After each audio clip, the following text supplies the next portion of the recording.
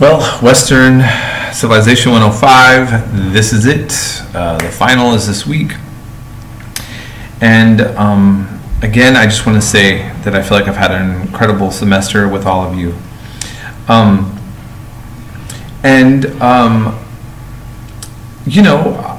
We ended on a little bit of a grim topic.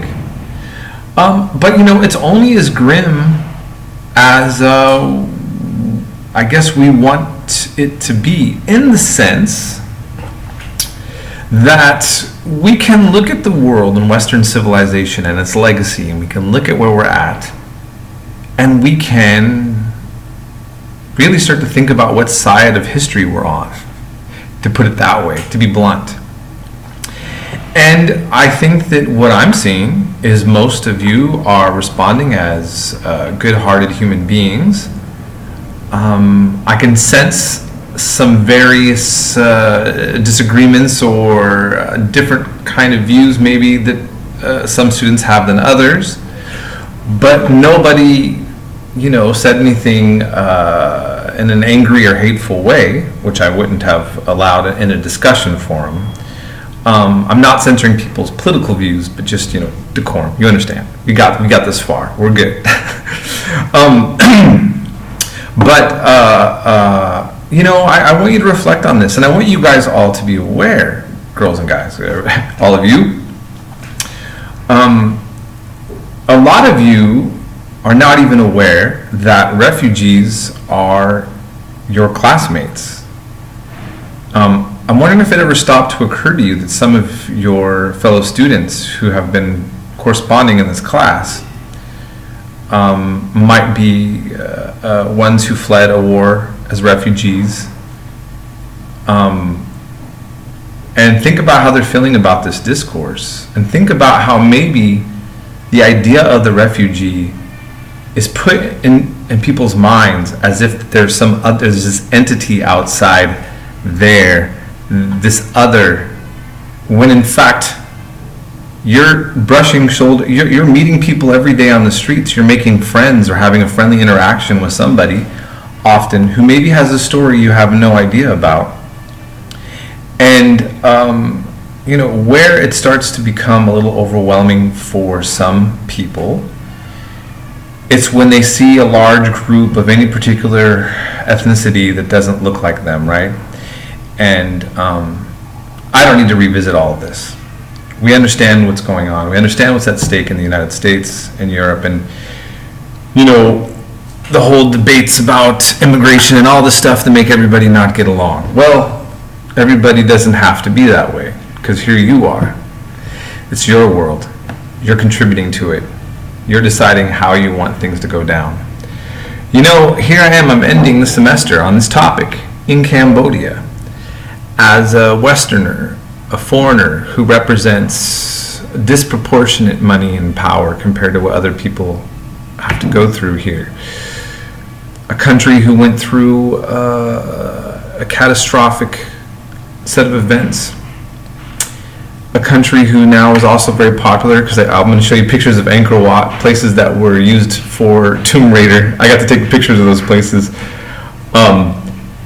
The way that the whole world interconnects now and converges on so many different points, and how the legacies of our civilizations come together in sometimes very positive ways and sometimes in very negative ways, it's a little mind-blowing. And we've all contributed in some way to something positive and negative.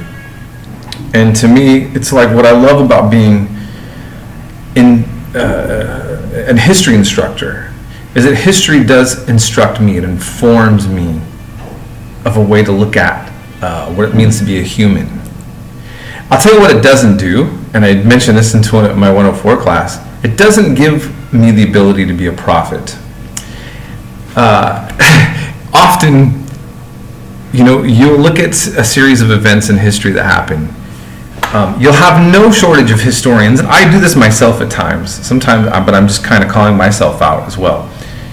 You learn a lot about a particular civilization, maybe my own or somebody else's, and then you think that you know all this stuff, you follow what's going on, and that you can see what's going to happen next.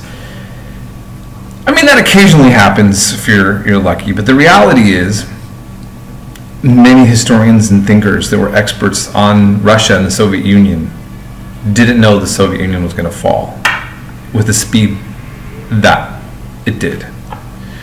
The Shah of Iran built up this really strong police apparatus, Savak, to oppress all opposition. He had lots of weapons and support from the West.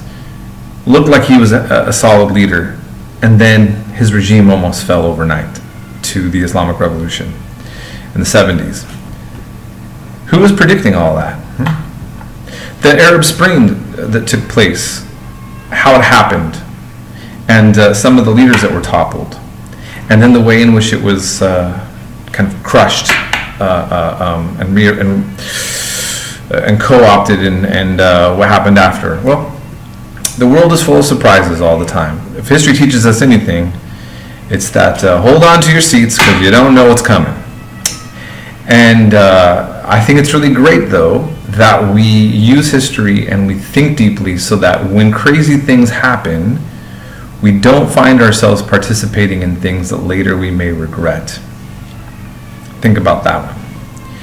So that's all I'm going to say. It's been great having you. Like as mentioned, in this complex world, let's remember to enjoy life, embrace it, and let's make it a great place for those of us who all want to contribute to having a nice environment to be in. And we will be in touch. I'll leave you some pictures of Angkor Wat and my experience there. It was mind-blowing. I do encourage you to go. But it was very hot. So also keep that in mind. Okay, take care. Bye.